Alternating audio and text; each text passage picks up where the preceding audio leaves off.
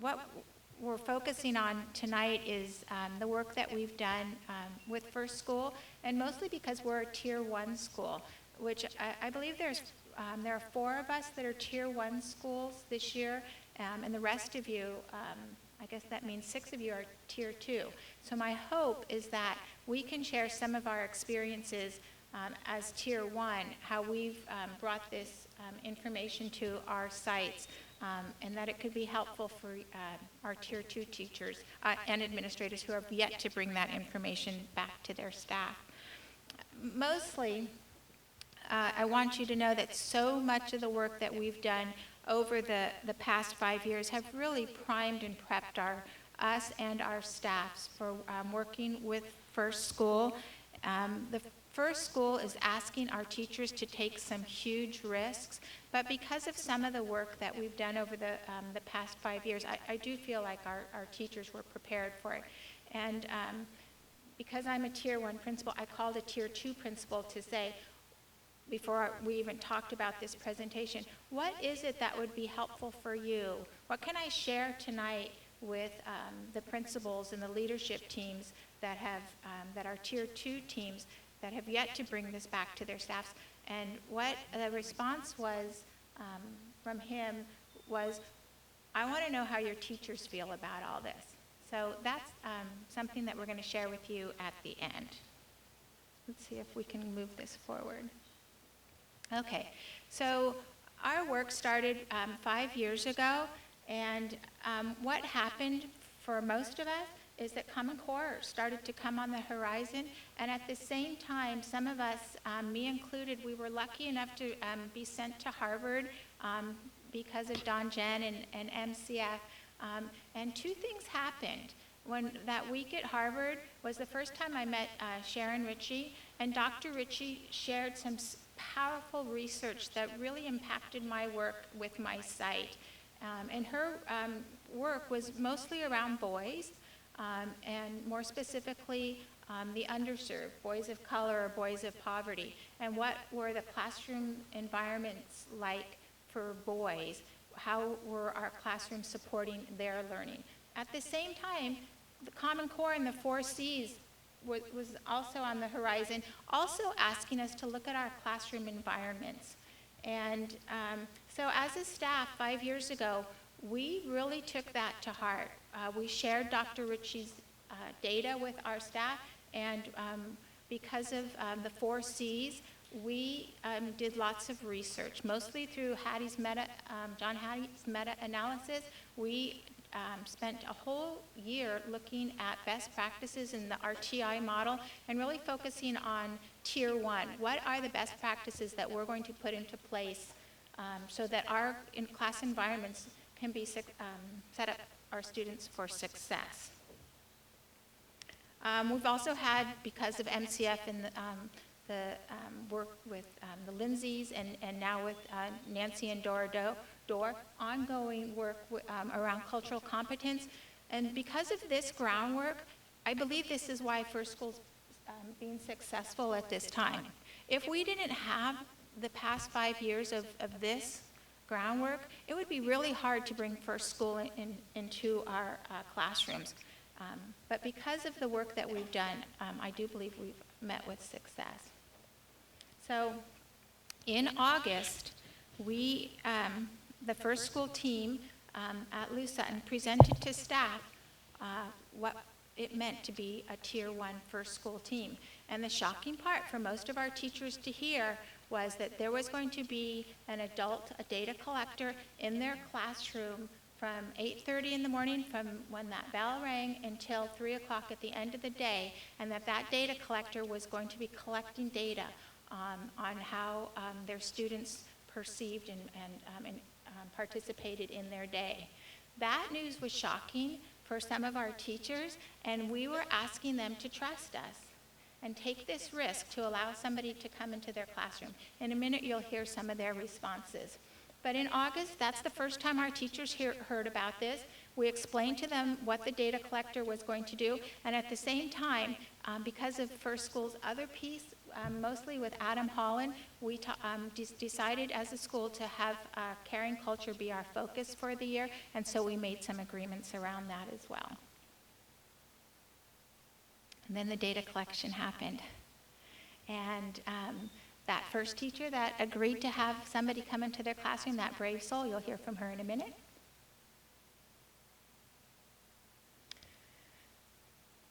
Once we got our data, these are the two things I want to share with you. In your file folder on your table, you have copies of our agenda for how we presented the data to the staff.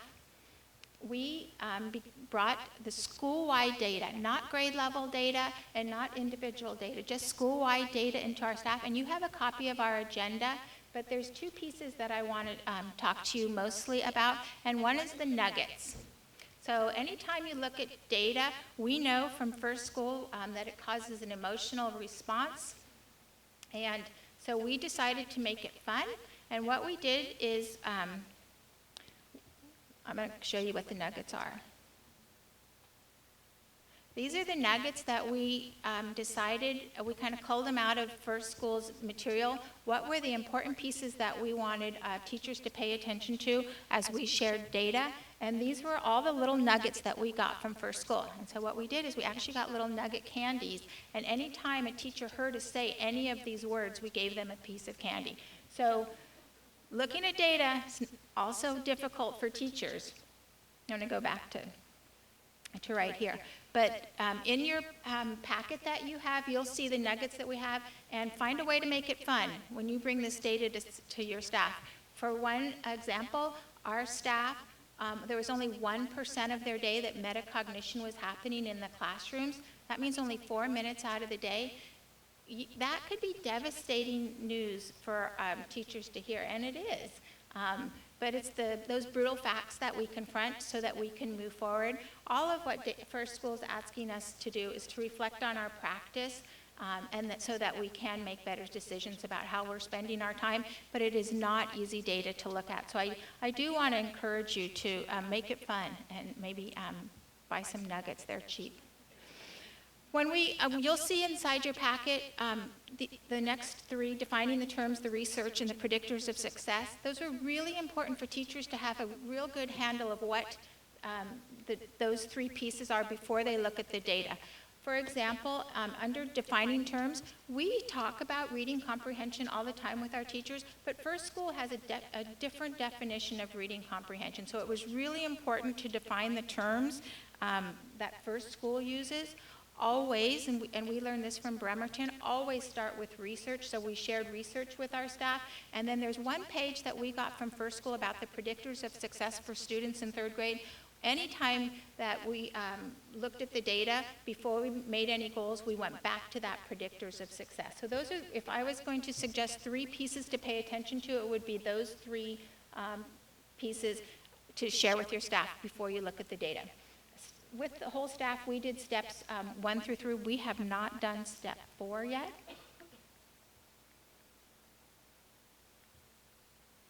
Sorry. Okay, this is the part that I really want you to hear, because this is what everybody's wondering. How did your teachers respond? What do your teachers think about having someone come into their classroom? So I hope this is helpful for you. So when we began this process, we were very careful about how we rolled this out with our staff. And we had many, many, many days of training with First School, and we had to narrow that down into just a few hours of support for our staff. And so what we pulled out, we feel like is really key information.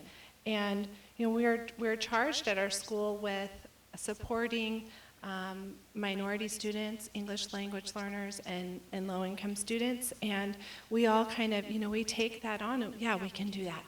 And it's daunting, but we really believe that we can do that. And then, oh, by the way, there's going to be someone in your classroom collecting data on how you're doing that, and then we're going to look at the data, everybody, and we're going to set goals. And then all of a sudden, the anxiety level kind of goes up.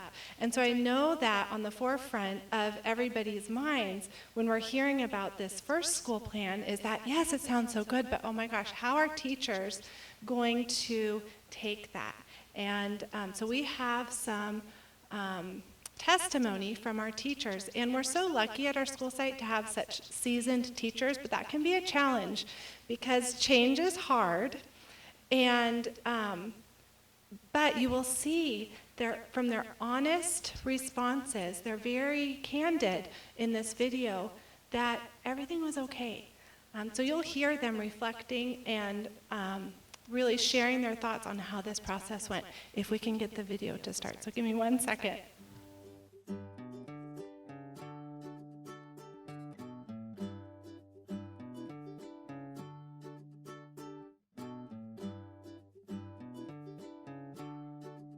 Something that I was nervous about was having somebody come in and sit at the back of my classroom and collect data. That part wasn't as hard as I thought, first of all, because she was a very kind woman who just sat there and watched the class throughout the day. You know, I was a little leery about having people come into the classroom, and that was not an issue. The people that came in are pretty unobtrusive. I now like the fact that I'm going to get some information and some feedback on what I'm doing in classes and how it affects the children. Actually, it was a lot of fun. The teacher who comes in is trained, and she's watching the students, and she's documenting everything that they're doing, and you almost don't even know that she's there. It's a non-threatening thing. Well, initially when they were talking about first school, I thought, what? Some stranger, let me get this right, some stranger's going to come into my classroom and record everything that my students do, and based upon what I'm directing them to do.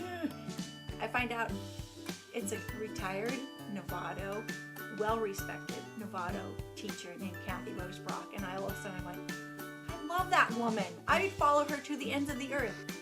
Kathy came in, big hug, and after the first 3 minutes, I didn't even notice she was there.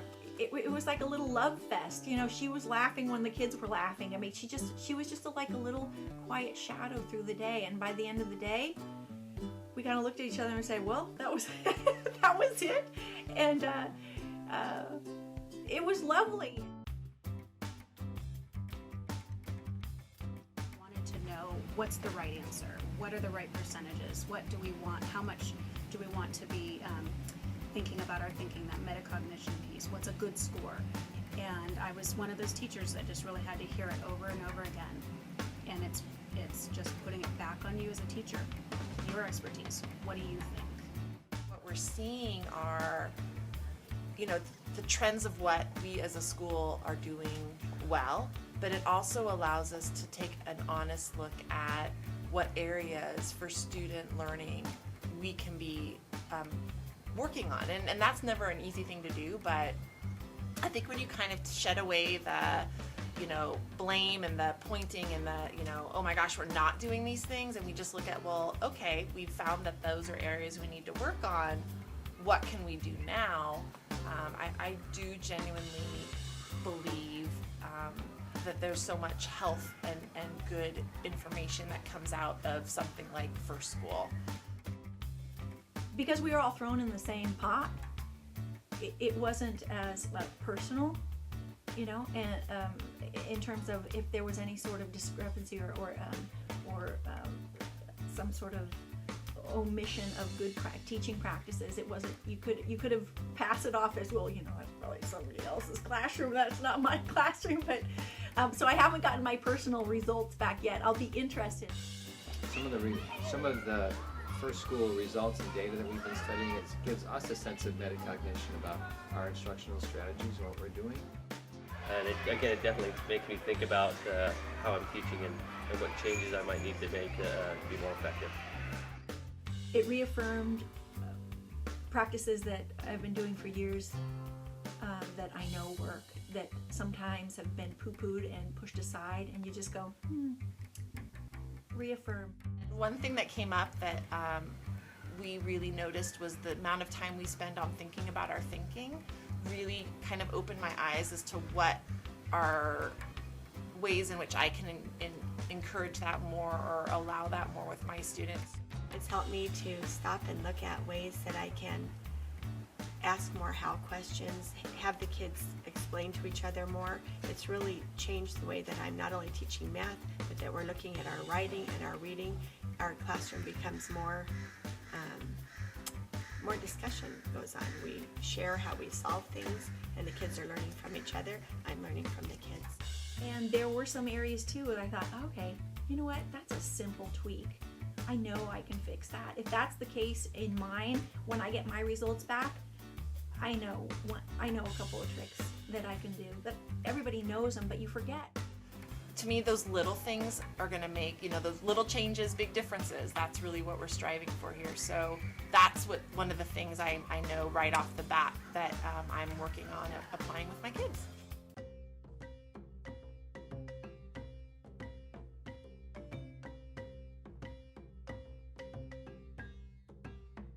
Coming back to school this year and hearing that we were going to be doing away with some of our regular behavior systems and things that we've done in the classroom to hold the kids accountable for their classwork and their behavior, I was really nervous.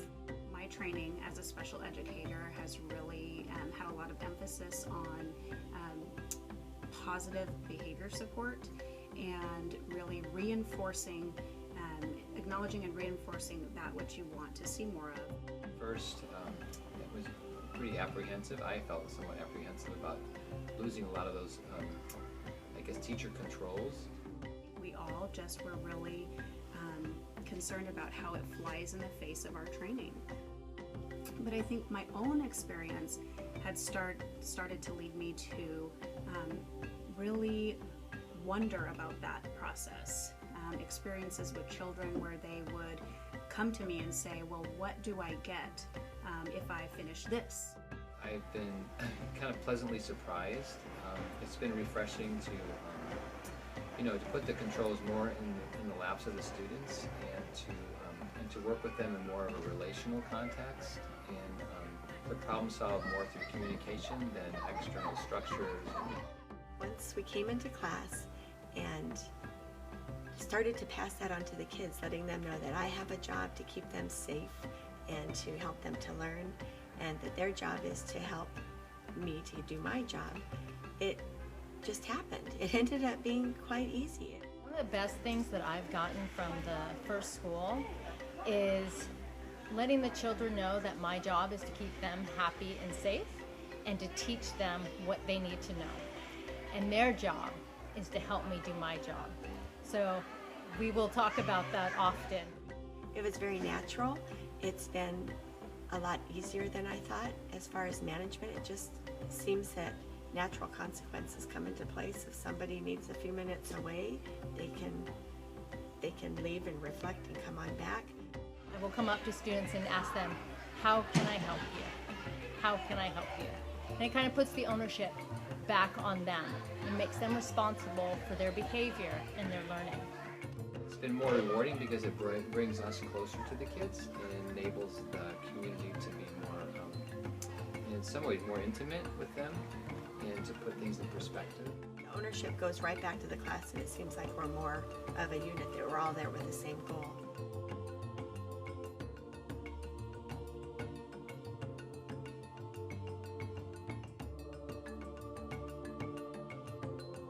Thank you. So as you can hear from our wonderful staff, we really tried to get a variety of responses across grade levels and job responsibility. And I really hope you hear that although there was some anxiety there, that really kind of went away. It's such a powerful process, what we're doing with First School. And so our next steps, as you heard Bonnie say, we've done steps 1 through 3 with our data. And so that is kind of looking at our data, understanding our data, our baseline data, and thinking about what implications that might have. So our next steps are to set goals. And we're going to be starting this again with our school-wide goal setting. So we're going to really kind of complete that process, and then we're going to duplicate it for grade levels as well as for individual teachers now that they have that support. And we're really going to make sure that we're, let me back up. The First School work is so integrated throughout everything we're doing. It's not this separate entity that we have at our school site. It really goes so nicely with the cultural proficiency work that we've really built up to this point, as well as the social emotional work that we're doing. So it's not only instruction, social emotional skills, and cultural competence. It's not just one of those. It's all of them. It all really comes together. And to support that, I'm going to be doing coaching, but something else that we've done is through our committees, we've really developed leadership through our committees. And so we're passing along this leadership to our teachers so that in grade levels and for individual teachers, we have this leadership capacity throughout the whole school so that we can all support each other with this work. And Bonnie wants to say one more thing in closing. Thank you so much, everybody. So after your Tier 1 school, you are going to get a PowerPoint. They're going to download it on your computer. That's about 80 slides long. We whittled that down and shared with you in your file folder the template that we used with our staff when we were explaining the terms and getting ready to share the data.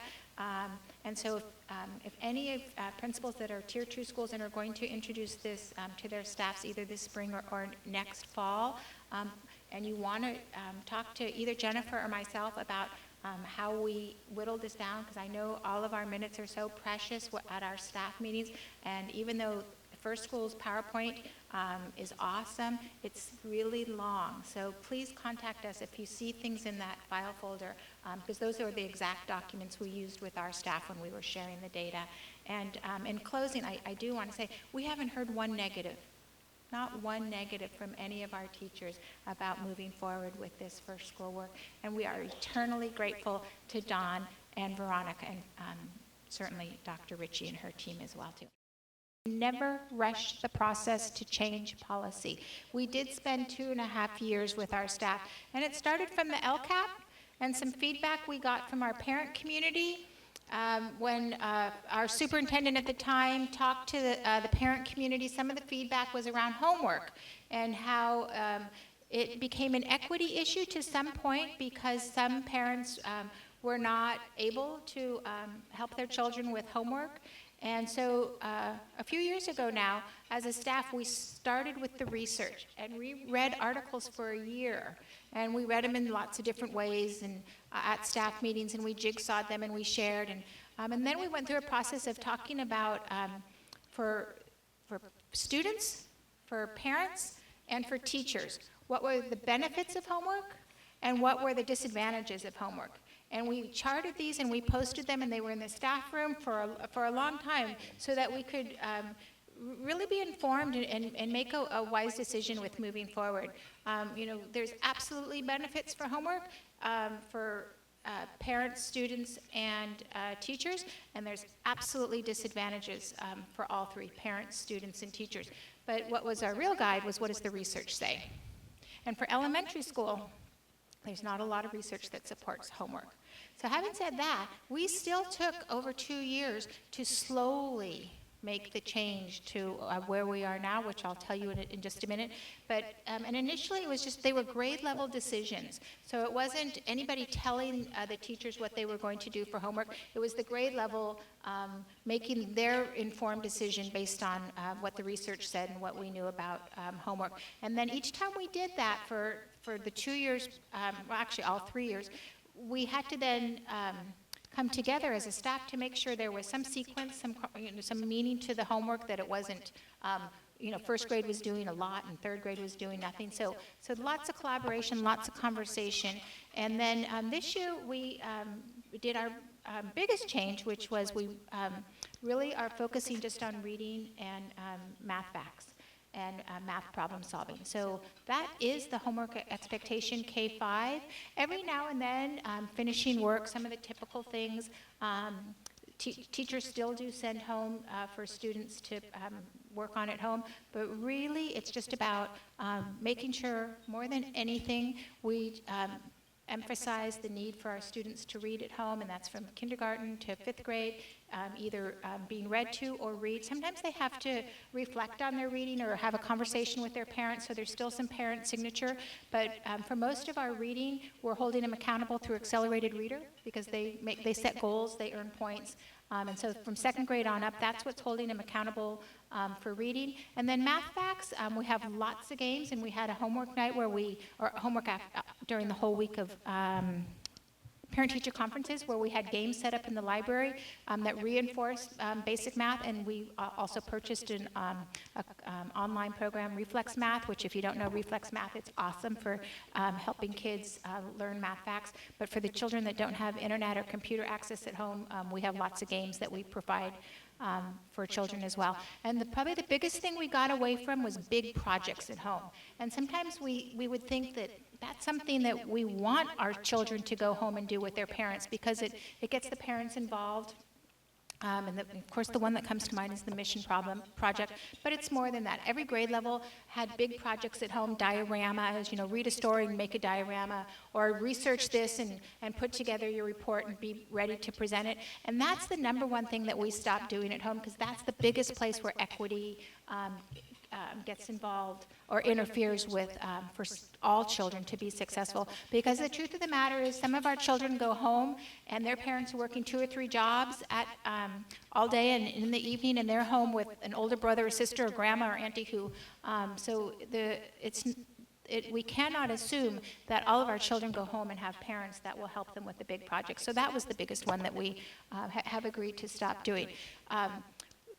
So Jan asked me, well, all those articles that you read, where are they? And I've had parents ask me for them too, and my goal, it's not made it to the top of my list yet, but is to get them onto our website. But it is so easy to just Google homework. There's so much research out there about what research says about the benefits or not of homework. So you can start there, but if you want to know any of the processes that we went to, I'm also happy to talk to anyone about what we've done with homework.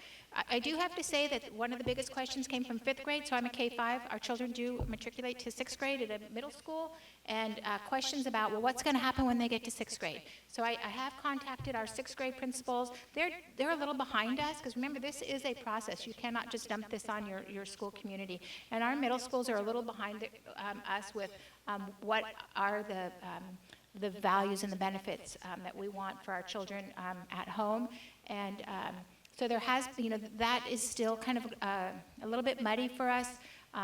Parents still asking, are our children going to be successful when they get to 6th grade? Research will say that just because they have homework at K-5 has nothing to do with their success with doing homework in 6th grade, that we can still expect them to do a little more 6th grade and, of course, on up, even if they never had anything except nightly reading and math practice at home. So it's still in the works. We're still having conversations, but I'm happy to talk to anyone if you want to look at what the research says and talk about bringing change to your school. And our bottom line that started the conversation was equity.